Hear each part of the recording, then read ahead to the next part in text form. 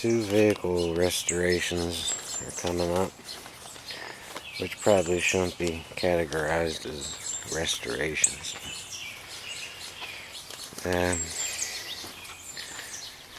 We got a 92 Lincoln Town Car. Needs a lot of work. And a 97 Chevy Silverado. Needs a lot of work.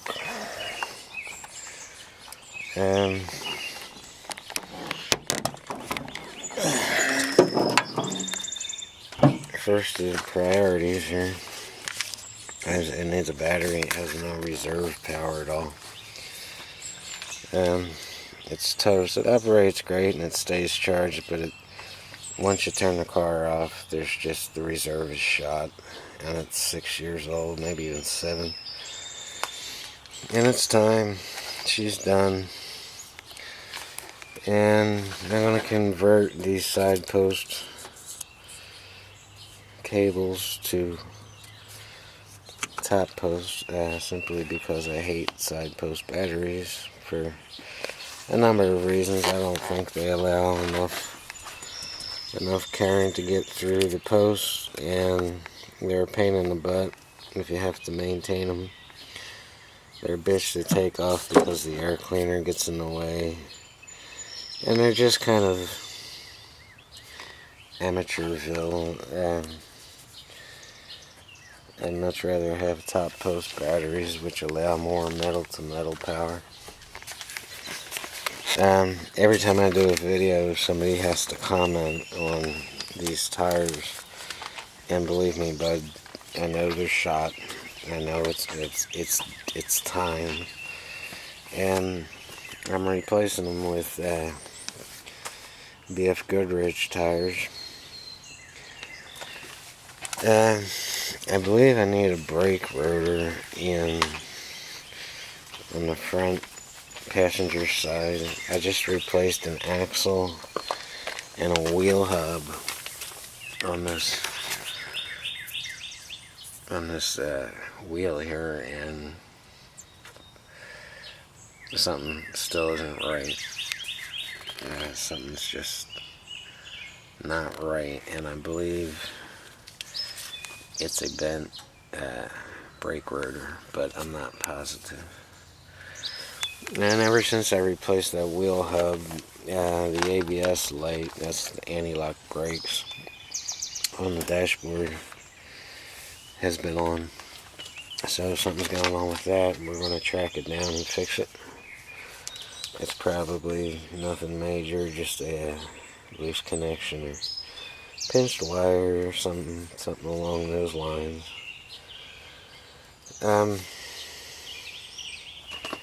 Then we're gonna power. This engine is filthy, and the undercarriage is just filthy. I mean, this is a grease pit. If you ever worked on this car, you're gonna wind up with grease all over yourself, and it bothers me.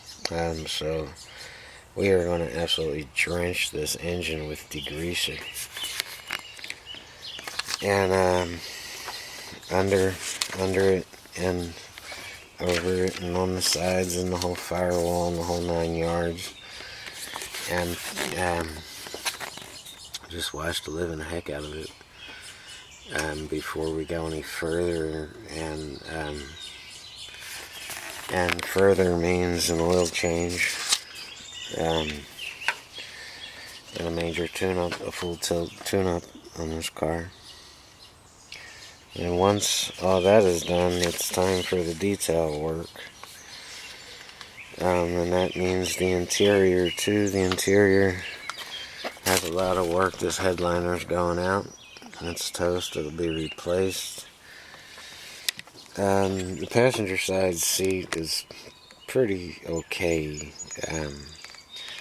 And I don't know if I want to go ahead and get these seats reupholstered or just stick a cover on them and do a poor man's restoration on the interior and clean the hell out of the carpet and take this paint off. One of my businesses is painting. I tend to get paint everywhere. As far as the body, this fender's toast. It's got to be replaced. My niece was borrowing it, and she kind of let it get loose and got in a wreck, and I think the axle broke or something on her. This quarter panel and this part of the truck bed is pretty messed up too, from I believe it was the same wreck. The tailgate's got to go. It's going to be replaced. And there's little dents here and there, indications of rust beginning to start. A lot of paint on the truck again. That's gonna come off, and the clear coat.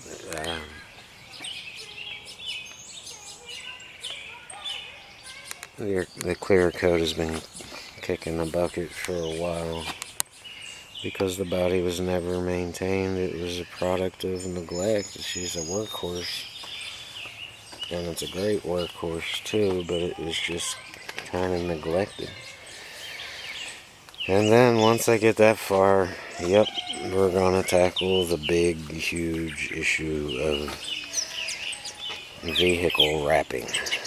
And I'm going to show you guys how to wrap a vehicle and take it from something like this to a thing of advertising beauty. Paint is dead, vehicle wrapping is alive. And here we go back to the linking. This car has actually been very well maintained. It probably doesn't look like it, but it has. Once we get it in shape, it's going to be sold. I don't know the exact price, but as you can see, it needs tires badly. And then also, very obvious, is the air ride suspension is history. It's just typical on these cars. When they get this old, the air ride suspension kicks the bucket. I'm just not exactly sure why it kicked the bucket.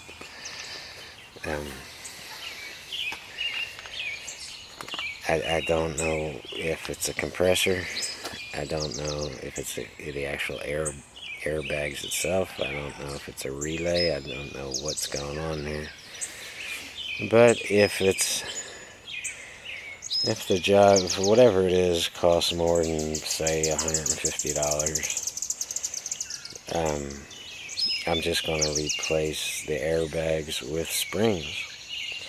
And that's a big job, and I'm not sure I would recommend it to everyone because it can be a little bit dangerous. But I'm going to tackle it. And if you do want to tackle it too, I'll show you how you can get out of that job if it's the airbags for roughly $95 to $100. Which sure beats the shop cost of $500. Alright, what else is wrong with this? Did I say the tires? These tires have been going for a long time, and they're all four of them are going to be replaced with brand new tires. I don't recommend buying tires at one of these used tire places. If you get something that lasts over 2 months, you'll be very lucky. And if you're going to sell the car, give the next owners a break and give them something that's going to last. The windshield wiper motor is going out in this car. It will actually, it's out. It works, but it doesn't work the way it's supposed to work, so that'll be replaced. After all that, change the oil, and then it's time for a major cleanup. Not exactly a detail, because the interior of this car is in excellent shape. I mean, it's clean, man. It needs a little bit of attention here and there, but this car's actually, again, been very well maintained, and it runs great to this day. One more issue here. When I was fixing the window motors in this car, and I fixed all four of them, and the video is on YouTube. I had to cut the wires that went to this switch, because I'm sorry, I always forget to look in the monitor. So my camera's pointing over there, and I'm talking about what's in my hand because I'm not looking at the monitor, but I'll try to get in the habit of doing it.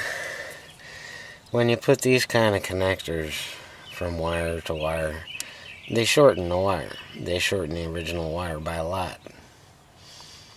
And the result of that is the wires don't reach to where they're supposed to go. All the switches work great, and even though we are going to replace some switches, the wires are too short to go back into the door panel. So we're going to put straight connectors on these from wire to wire where it was cut, and that actually makes the wire longer, so that will solve that problem. And we're going to go to the junkyard and try to find some kind of switches, even though you can get these switches for really cheap on eBay. And we're talking window switches, door lock switches, mirror adjusters, seat adjusters, that kind of thing. Some of these are not working the way they're supposed to work, and they need to be replaced. But it's all going to start with at least hooking it back up to the door panel. That's it, man. And then we'll determine what this dashboard needs to be cleaned up and armored on.